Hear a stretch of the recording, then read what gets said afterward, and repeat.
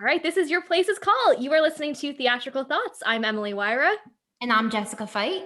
And today we are joined by the Backstage Blonde herself, Teale Dvornik. Teale has worked as a dresser on Broadway and is known for her popular social media accounts where she shares theater history, exclusive behind-the-scenes access to Broadway and the performing arts industry and New York City living. Teale, thank you so much for taking the time today. How are you doing? Oh, good. Thanks for having me. We're so stoked to have you on. This is super, super exciting for us. Y'all are adorable. Let's jump right in. What do you want to know? Okay, well, jumping right in, we always start with our 60-second life story. So Emily will start a timer and then just tell us your life in 60 seconds. All right, you ready for this? I'm ready. All right, I'm just going to pop up my iPhone timer. Here we go. So I was born and raised in Clearwater, Florida, and I hit puberty so hard when I was like 10 years old. I was 5'8" by the time I was 13. So I was very curvy and just felt very awkward and uncomfortable in my skin. And that's when I became obsessed with Teen Vogue, obsessed with Rachel Zoe, and I wanted to be a fashion stylist and designer to make people feel beautiful. So fast forward to college, I transferred universities my sophomore year, and they didn't have a fashion program, but they had a theater department. And I fell head over heels in love with costuming and the collaborative effort that theater is. And from the age of 19, Broadway was my goal. And I achieved it at the age of 24 and have lived in New York 7 years in September. And I've been to 33 different countries. I'm currently back in Florida for a little bit before I head back to the city. But okay, yeah, 5, 4, 3, 2. I think I nailed it, right? That was amazing. So growing up in Florida, was theater like a part of your life in any capacity, or was that something that like just came on your radar right in college? Yeah, I mean, I'd always been a fan, of course. Like we had the Wicked and Legally Blonde CDs in my mom's car growing up, and my grandparents had season tickets to, the big performing arts center in Tampa that all the national tours would come through. But I was not, it's tricky because I wasn't a theater kid. I just had a deep appreciation and love for it, but I didn't know Idina Menzel's name. So when I became a theater major at the age of 19, I was so hardcore because it was like all that high school theater kid energy crammed into 1 year. So yeah, one of my like famous quotes in my university's theater department, it was my junior year, and I like yelled at the freshmen in the green room and was like, if you're not here to be on Broadway, you're wasting everyone's time. You should get out. Like just so intense for no reason. So yeah. I feel that, man. I love that. Just a scary upperclassman. Yeah.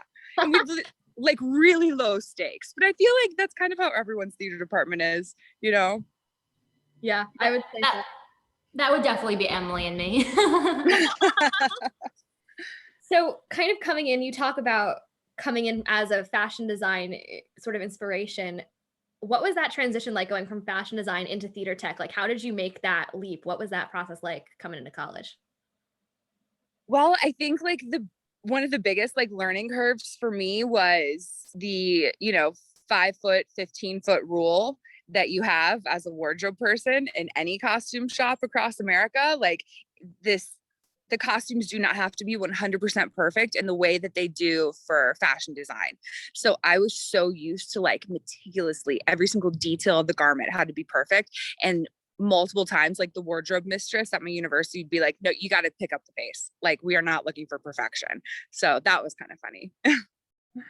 Yeah, for sure. I'm a perfectionist. I can't imagine not being able to let go. So yeah. In an interview that you did with Broadway Direct a couple of years back, you're kind of talking about your college production of Richard III, which was kind of your inaugural, I'm in love with theater now.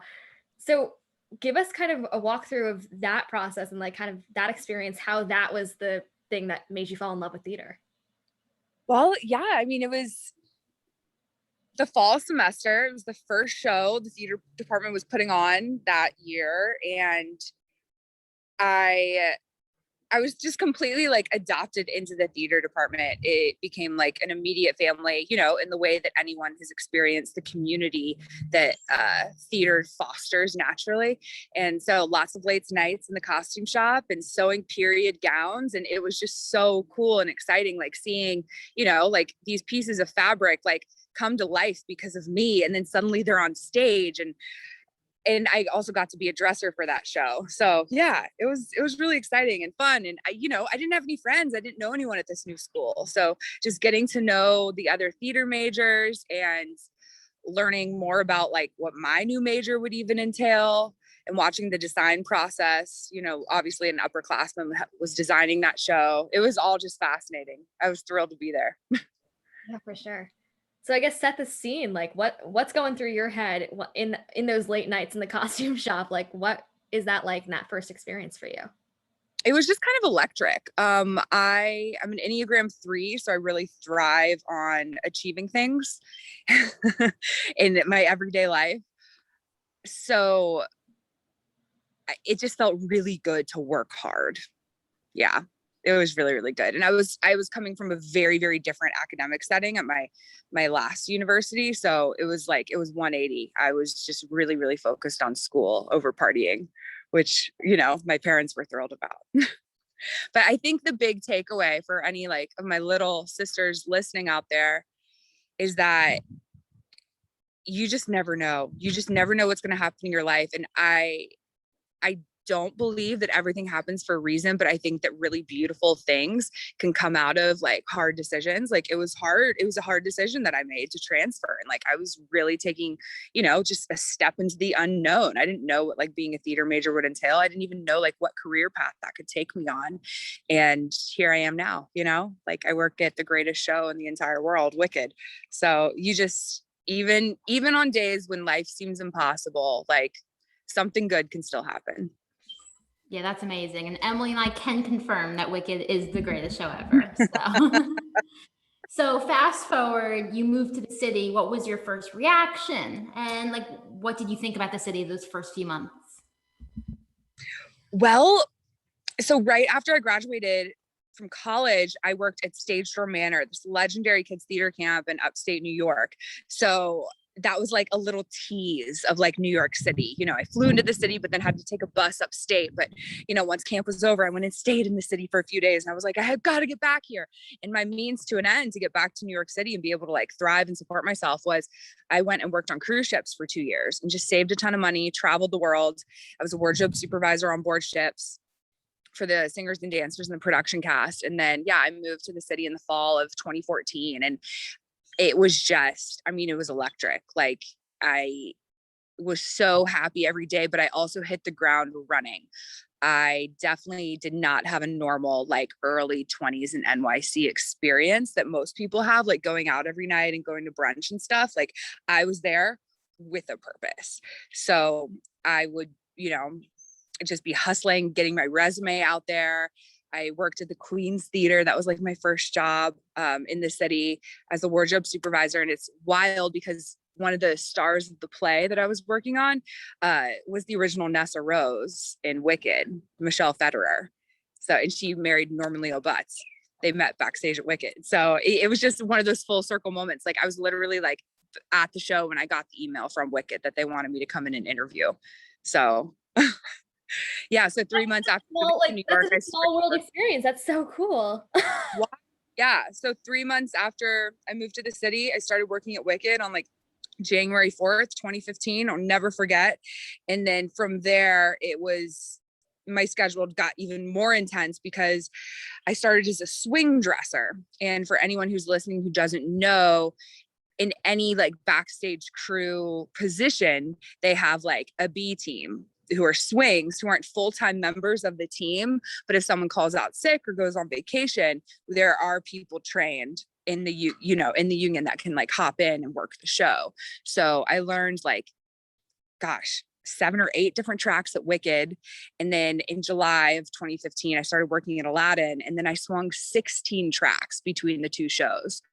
And I was babysitting during the day. So I'd babysit all day, go swing a show at night. It was really intense. I did not have a social life, but it was all worth it. So, you very lax schedule, not too insane. No. Oh yeah. Okay, so this is something that I think is the coolest thing and something that I just recently learned about, kind of looking into this for this podcast really, but looking into kind of swing dressing. So you had to learn so many tracks at once. How did you keep that all straight in your head? Like, It's kind of like, I mean, it's a big puzzle. Or I think my favorite analogy is like the time turner in The Prisoner of Azkaban. You know how like the same exact thing is happening at the same exact time every single day. So if you can get that in your head, you can be like, okay, so that basket that in like, track number 1 that I leave there, track number 2 picks it up later. So it's just like, you just learn how you like fit into the puzzle. But everything backstage is so choreographed, like down to like when you're allowed to move your body. Yeah, like there are different cues at Wicked where it's like, okay, 1 green man, 2 green men, okay, now you can go. It's like, yeah, it's wild. And also, it's Broadway, it's the best of the best, so everyone backstage just wants to see you thrive. So yeah, being a swing is really, really intense, and that's part of the reason I didn't have a social life, because I wanted to be the best. So I would go home at night and like make flashcards, memorize the track, so I could walk in the next day and just knock it out of the park. that's amazing. I love it. I give you massive credit. That seems next to impossible. So mad props to you. Thank you. So I guess you say you didn't have a social life, but you talk about how the city is the best in the world and, loving it and getting there and kind of living your best life despite the lack of a social life. So what would you say makes the city stand out to you as like, this is the place, especially after doing so much traveling on cruise ships and seeing so much of the world? The energy and the electricity. There's no place like New York in the entire world. It's such an amazing city, and obviously I'm very partial to Manhattan. It's the only place I've ever lived, and it's just, I mean, every single city block is just like oozing with history, and there's just so much to learn. And I think another one of my favorite things about New York is, compared to some European cities that just feel a little stale and sleepy, New York is constantly reinventing itself. Like it's a living organism. It's continually growing and morphing and changing, and bits die and then new ones reappear. And that's why all throughout this pandemic, whenever anyone is like, oh, New York's not the same, I was like, what does that mean? Like that sentence actually doesn't make any sort of sense. Cause like, do you think that the people, pre the Great Depression were like, oh, it's not the same? No, it's just like, it's New York. It's always going to change. You always just got to keep moving. I'm sorry that you can't go to brunch right now. Like, but it's still New York. New York, it can't die. Like it can never be. Yeah.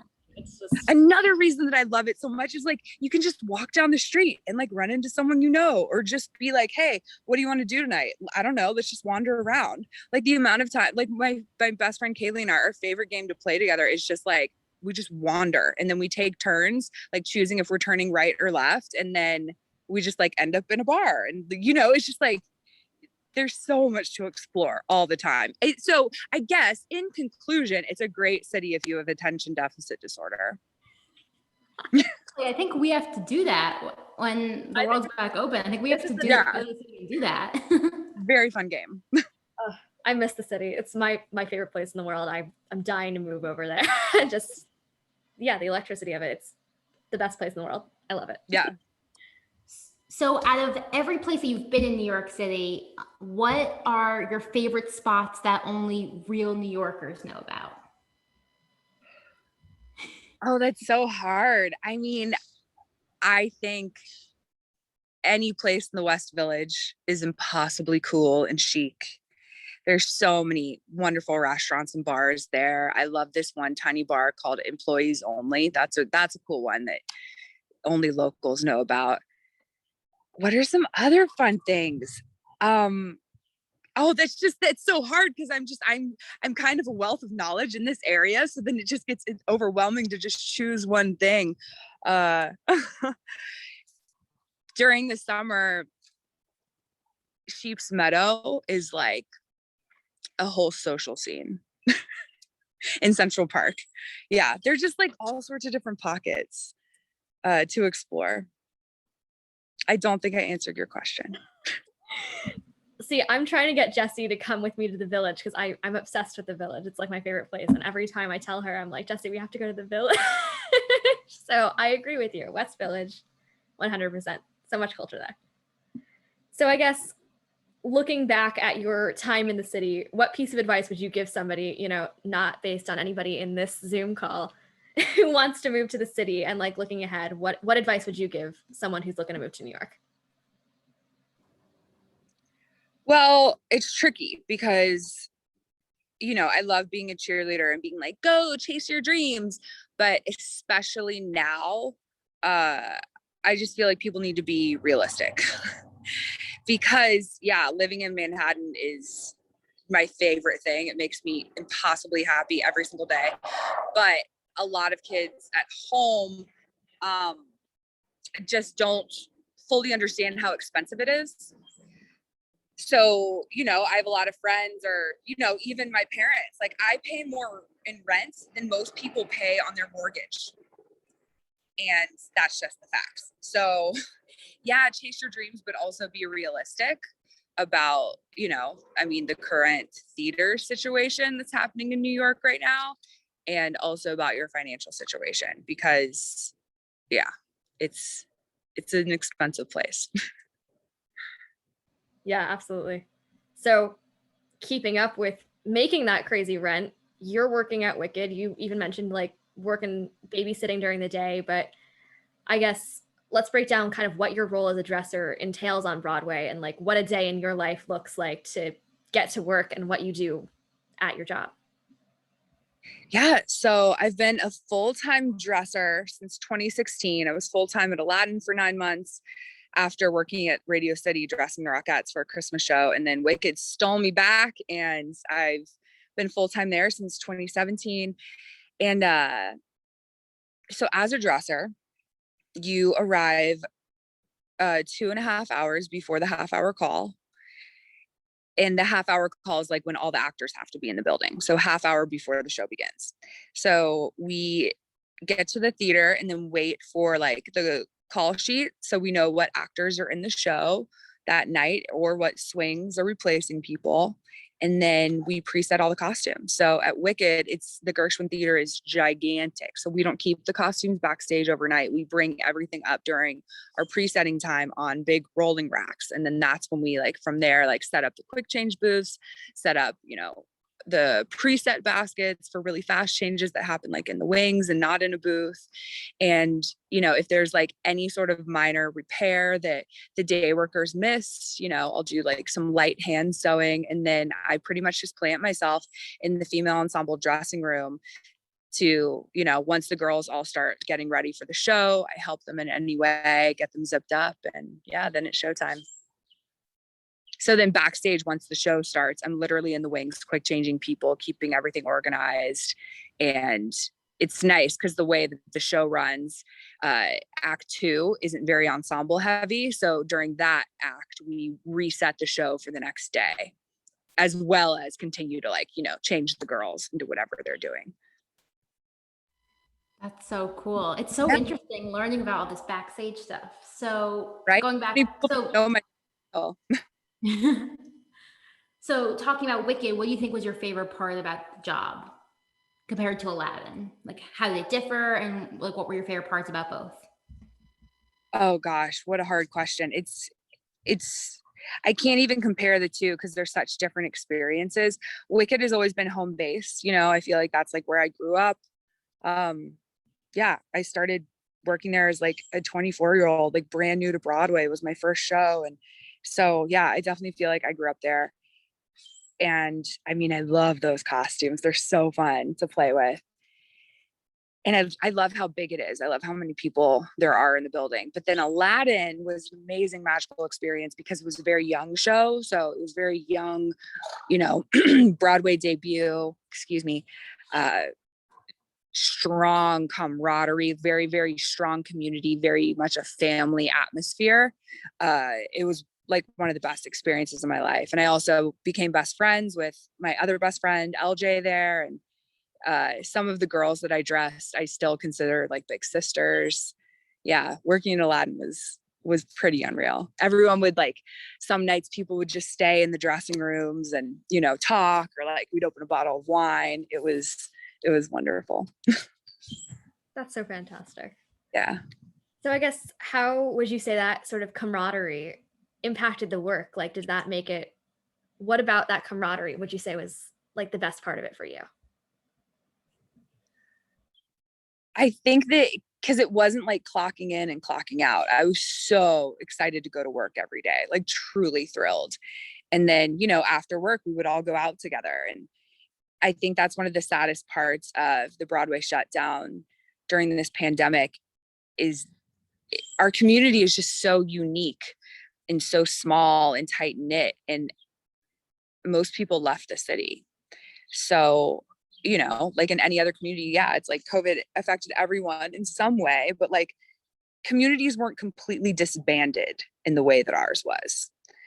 So yeah, this past summer being in the city, like I'm glad I got to be there. It was a really unique time in New York's history, but it was really sad. Like Hell's Kitchen was not the same. It was very, very empty without, you know, all those gay chorus boys running around. Yeah, I haven't been back since the pandemic. I can't imagine. The summer must have been very funky. Yeah, it was fun downtown, but I think Hell's Kitchen's going to take a while to come back. Yeah, for sure. So I guess looking ahead, people who are looking to come into the industry post shutdown, what's a piece of advice that you would give somebody who's looking into becoming a dresser on Broadway? This is a hard question because, you know, once again, it's like, I don't want to squish anyone's dreams, but it was a pretty unattainable job pre-pandemic. The career that I've had is kind of unheard of, and how quickly it all happened for me. And I think it's going to be next to impossible once Broadway reopens, because think about it. It's not just like an unattainable dream. It like there are literally only 41 Broadway theaters. There are very few gigantic musicals like Wicked. So we have 12 dressers on our team. Aladdin has 15. Like, you know, like think about 6. They don't change costumes. There's a wardrobe supervisor and an assistant. That's it. They don't have a team of dressers. So there are like less than 800 people even in our wardrobe union. So yeah, it's really, really hard and really tricky. And if you're listening to this and the love and passion for costumes burns deeply in your soul, sure, come to New York, give it a go, like try the off-Broadway scene. But I think that if I was a graduating senior, I would get as much experience as I possibly could before getting to the city. Cause like, I mean, that's the other thing is like, you know, people love Broadway so much, but it's literally the best of the best. This is the highest level of theater in the English speaking world. It's like going to play for the NFL, you know, and it's awkward and hard sometimes because I get these kids who are either they didn't get into a musical theater program, so now they want to be like me and be a dresser, which was never my path. This is, you know, I'd never wanted to be an actor or performer. So like, that's a little weird in the first place. But then, I don't know. I think, oh, I feel like I'm rambling. I really do worry about some seniors right now. I got a DM the other day from this girl who's like, I love costume design and I'm moving to NYC. And I was like, literally don't do that. Do not do that. Go into your, you know, your hometown or, you know, another big city and like volunteer for the community theater there, like get an internship at a children's theater. That's what I did. Like every single summer I was like interning, volunteering, getting as many design credits as I could. And, you know, the stage door and the cruise ships, it's like all of that like brought me to where I am. I worked extremely hard for the career that I've had, but yeah, it's just going to be even harder now. So if you really, really want to be a costume designer and not a dresser, I would say take this time, get experience, and go get your master's degree. Because being a costume designer, that's a whole different union. That's a whole other bear. A lot of people think that like being a dresser and being a costume designer is the same thing, and it's completely different. Different like career paths or trajectories. Yeah, I feel like there's still more to say. Do you want to ask another question and rein me in a little bit? No, I mean, I think that's great. I mean, it's Yeah. realistic. It's just like a very realistic answer. Yeah, because it's like, like I said, Broadway is the best of the best in every single field, stagehands, everyone backstage, everyone on stage. And we've all been out of work for over a year. So not in a mean way, but like, come on, you just graduated from college. Like we literally have not had a job. Like you're not going to get one. And it makes me mad at professors. How is nobody else having this conversation? Like, yeah, I don't know. And that's another thing. I had a really good talk with a kid in college who was kind of like questioning if they wanted to go into theater or not. And I was like, you know what? You could always like choose another career path that will fund your passion for theater. Like theater can always be in your life. Just like, it'll be a lot more fun if you have money. That's how Emily and I feel. So yeah. So you can love theater no matter what, whether you pursue it as a professional or not, but save that money. Yes, definitely. So switching gears, you have a very popular social media account. So how did you become the Backstage Blonde? Like, what was that like? Well, when I was working in Aladdin, LJ and I helped our friend Courtney, who originated the role of Princess Jasmine, start this choker company called Gag Chokers.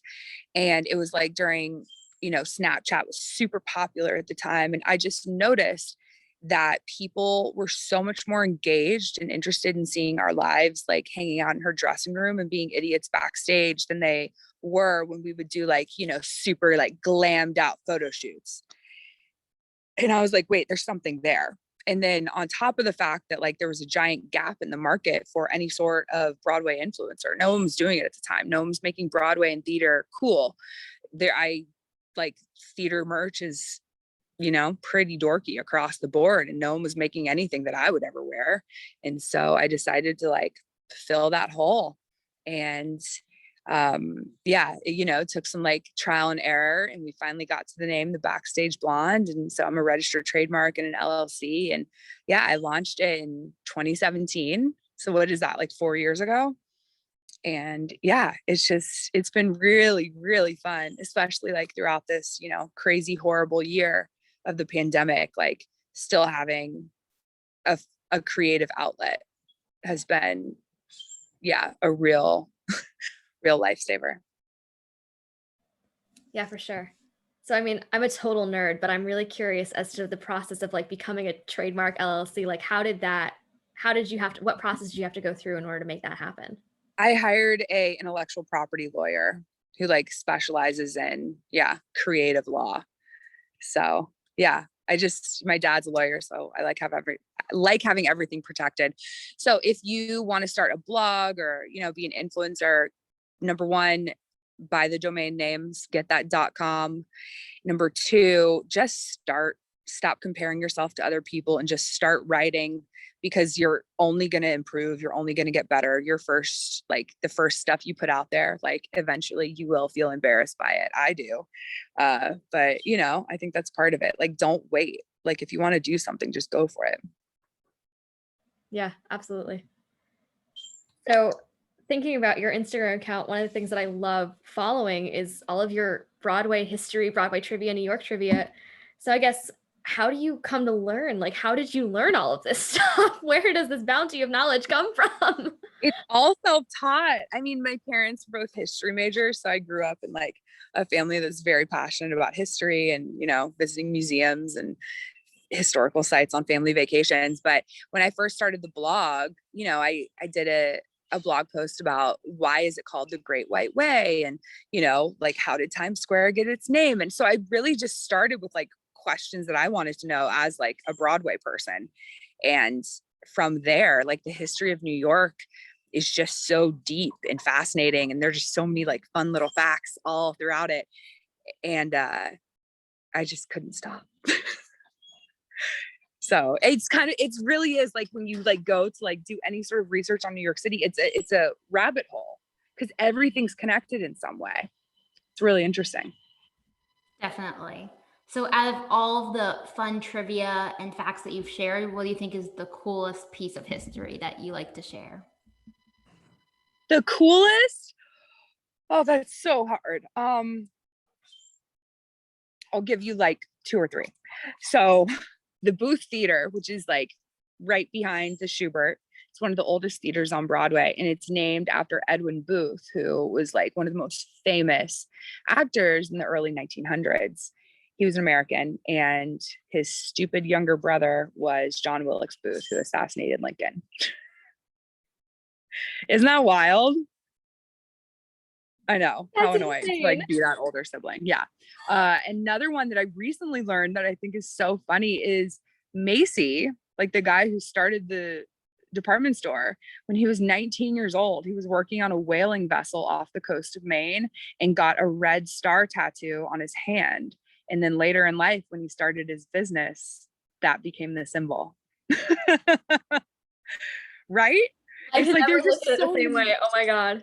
yeah, there's just so many like fun little facts like here and there. And David Belasco, who like was not a great man, was one of the fathers of American theater. He was really into realism, and he, in the Belasco Theater, was the first time that like a sunset had ever like happened on stage. So that was pretty cool. Or like he would have like working ovens, like baking cookies, and like, you know, so people would be actually like cooking on stage. And he was also very close friends with Tiffany, who was really into stained glass. A lot of people don't know that, but if you go to the Met, you can see a lot of Tiffany stained glass there. So there are these like gigantic like Tiffany chandeliers and like a large collection of Tiffany stained glass in the Belasco Theater. Wait, that's so cool. I know, I can keep going. I just have so many like weird little nuggets. I could sit and listen to this forever. Like seriously, I love your account for this. Like it's just Right? Isn't it so interesting?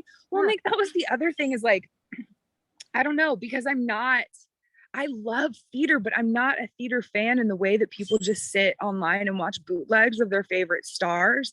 I'm just so much more interested in the architecture and like what was happening at the time and the way these theaters were built. That's another thing, you know, when it comes to like, I want to work on Broadway, like as a dresser. Well, you know, most of these theaters were built before the Great Depression, so they're very, very small backstage, and a lot of them were even like built to be playhouses. So the prom barely fit in the Longacre Theater because like it's so tiny.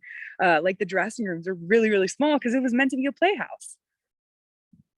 That's crazy. Like, yeah, that's like another thing that we wouldn't know. But also, Emily and I are definitely the theater nerds that will sit and watch bootlegs for hours. So, Yeah, it's like, you know, Broadway producers, they have to just like sit and kind of like watch the clock. It's getting a Broadway theater. It's like a game of musical chairs because it's not just about getting a theater. It's about getting the right one. Is it going to be able to fit your cast and crew? Like, and that's such an interesting thing that like I don't know. I always for like something that you have to consider of like, yeah, how does a show fit? I mean, when I saw the prom, that theater, just even the house feels tiny. Like, yeah, all choreographed. Wild. So, thinking about your accounts as a whole, what would you say is your favorite aspect of running all of your social media? Like, what's the best part of it for you? I mean, pre-pandemic, I still really love connecting like with my followers, and a lot of them have become friends, which is really cool. But pre-pandemic, the best part of being the Backstage Blonde was meeting people at the stage door. It made me so happy. Yeah, and just like, yeah, getting to encourage people and make those connections was so fulfilling. But now I think that it just, you know, there have been days like even when I was in London this past fall where I just felt so heavy and sad and just couldn't, I just had no motivation to get outside. Knowing that I needed to like go create some content like got me up and moving. Yeah, and I'm always happier when I'm outside doing activities. So yeah, it's been fun to like work on my photography skills and like, because honestly, taking pictures in the theater district is not easy. I know I make it look easy, but it's taken years. It's not super photogenic. So that's a fun challenge, is just learning how to manipulate my tripod to get the shot. Yeah, for sure. So I guess thinking pre-pandemic, do you have like a favorite stage door memory or a particular stage door experience that stands out to you? That's so hard. I mean, Jessica Voss last show was so fun. The stage door was insane. The audience was insane. It was like a rock concert. That was really, really fun. Personally, my favorite moments, and I usually do this on 2 show days. Like on Sundays, we have like maybe 45 minutes in between shows. Like 5 show weekends are really hard. And it's kind of selfish what I do because it makes me so happy and like perks me up and gives me a good attitude. But sometimes I'll walk out the stage door and see who's like in line, like waiting for autographs. And I'll just like, find like a cute kid and be like, hi, do you want to come backstage with me? And just watching, a kid walk on a Broadway stage for the first time and like the look in their eye is priceless. So those are always my favorite stage door moments. That is so sweet. Yeah, it's like my favorite thing to do. Oh, I love that. Well, when Broadway opens back up, we will definitely come to Wicked and you could take us backstage.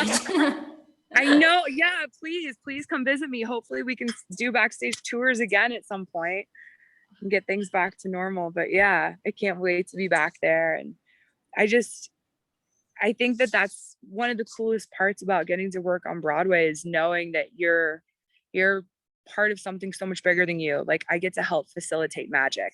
I get to help, create these like lifelong memories for people. And it's not even the memory. I think it's the feeling in that moment. Like when you're watching Elphaba like fly across the audience and, seeing the Emerald City for the first time, or even like the moment when the lights dim and the orchestra starts to play. It's just like I think experiencing live theater, it's just the feeling that you feel. I'm going to start crying. It's where I feel most alive. I think it's one of the coolest like things you can experience as a human being. Like there's nothing like seeing a show live. So I love being part of it. That is so well said. Yeah. I mean, it's the electricity, like you said earlier, is just so magical, and we're so excited to get back to it, hopefully sooner rather than later. So our last question for you is kind of looking at your career as a whole. What is a piece of advice that you would give to your past self coming into the city, coming into your career? What piece of advice would you want to give your past self? Oh my gosh. Like, where do I start? Wow. I've definitely always struggled with comparing myself to other people, I think that hurt me most in the beginning days of the Backstage Blonde, because instead of like diving into, like the stuff I'm creating today, which I love and think is really awesome, I was trying to be like the other girls. I was trying to be like, a normal fashion influencer. And that's not who I am. It's not what my brand is. And it's not what my audience wants to see. And it took me a while to get comfortable and stop looking and watching what other people were doing and just focus on myself. Yeah. And I think that kind of goes for anyone in any walk of life, no matter what you're doing. Like focus on yourself and stop looking around at other people, because no one's really looking at you. And I think another big like lesson from my 20s is that there are going to be friends that you have for life, and there are going to be people in your life for a season, and then there are also people that you just pass the time with who aren't actually your friends. It's not even in a negative way, it's just truly people that you're passing the time with. But yeah, in New York, it's so transitional. There are always people coming and going, and I don't think I expected friends to come in and out of my life like they have. Yeah, it's not necessarily a bad thing. It's just like, it's like there's not a book on any of this. No one really prepares you. That would be very helpful if they wrote a book on it, though. Yeah. But also, I think the number one thing that I, wish I could go back and like tell my 21-year-old self is just like focus on your finances. Like stay out of debt, build that credit score, save for retirement. It's just like, it's just so easy to spend $14 on a drink at a bar, but focusing on long-term goals instead of like short-term satisfaction is so much more valuable. Yeah. That is very well said. Thank you. All right. Well, Teale, thank you so much for taking the time today. We can't tell you how much we appreciate it and how excited we are to have you on. Like, this has been so, so cool, and we really appreciate it. Thank you for having me. This is like the best interview ever. You guys are wonderful. Thank you. And to connect with Teale on social media, check out the Backstage Blonde on Instagram, and also be sure to follow Theatrical Thoughts at Theatrical Thoughts Podcast on Instagram as well. Thank you all so much for listening, and we will see you in the next episode. Bye.